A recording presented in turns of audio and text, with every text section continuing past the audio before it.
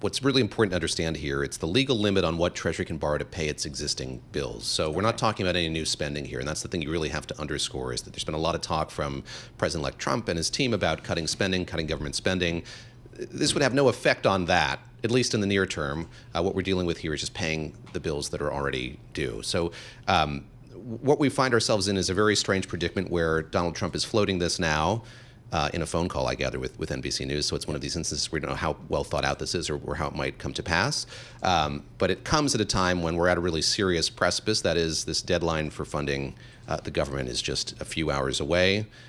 It seemed like House Speaker Mike Johnson had a deal in hand, a very long piece of legislation, 1,500 pages in length, with a lot tucked in there. That seemingly upset the president-elect, the vice president-elect, and Elon Musk, who is hanging around with them a lot as well. And we saw a flurry of tweets about what is in that bill, some things that aren't in that bill that he's kind of played up over the course of the day. And now we see Donald Trump taking a stance against that. So Republicans in the House in particular are in a real bind here because, again, the deadline looms, 12:01 a.m. tomorrow. So fewer than 24 hours to go, and they have to kind of cobble together something that's going to keep the lights on in Washington. So when it comes to these suggestions, especially NBC News reporting that Trump would say potentially that he would support abolishing the debt ceiling, can they really abolish the debt ceiling?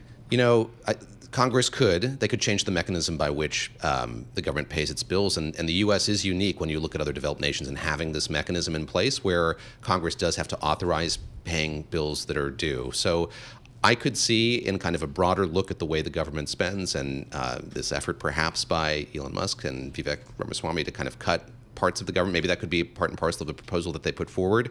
But it is not, I just want to underscore here, this is nothing that could be accomplished here in the next 18, 24 hours. It's something that would take a lot of debate and negotiation by Congress.